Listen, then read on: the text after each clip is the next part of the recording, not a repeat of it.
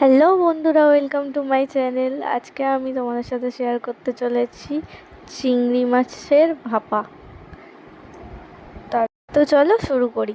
প্রথমেই আমি চিংড়ি মাছগুলোকে ভালোভাবে কেটে নিলাম। চিংড়ি মাছগুলো কেটে নিতে আমার বর একটু হেল্প করলো।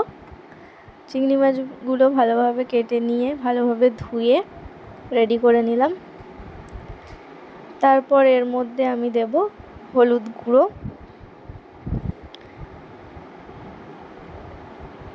একটু নুন, তারপর এটাকে ভালোভাবে মাখিয়ে 10 মিনিটের জন্য রেখে দেব।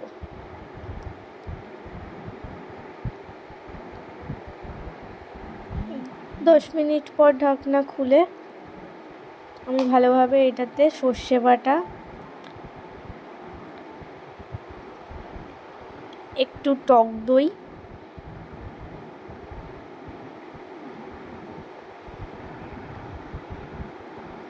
একটু সর্ষের তেল,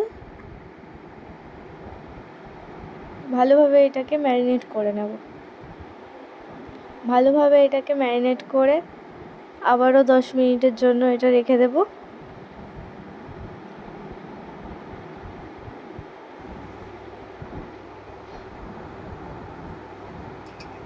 আপনারা চাইলে এতে একটু কাঁচা লঙ্কাও দিতে পারেন।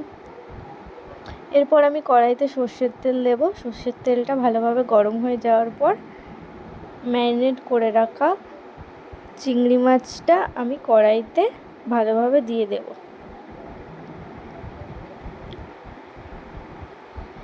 চিংড়ি মাছটা আমি কড়াইতে দিয়ে দিয়েছি। চিংড়ি মাছটা কড়াইতে দিয়ে দেওয়ার পর একটু নাড়াচাড়া করে আমি এটাকে ঢাকা দিয়ে রেখে দেব।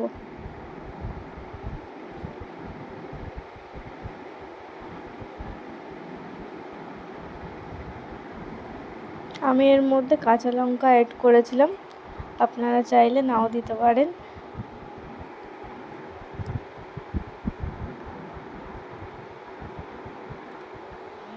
এতে দুটো কাঁচা লঙ্কা ও পরিমাণ মতো স্বাদ বাড়ানোর জন্য একটু চিনি অ্যাড করেছিলাম।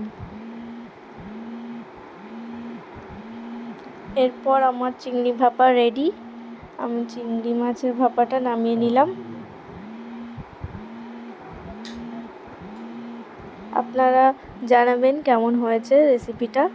ভালো লাগলে লাইক অ্যান্ড শেয়ার, সাবস্ক্রাইব করে দেবেন।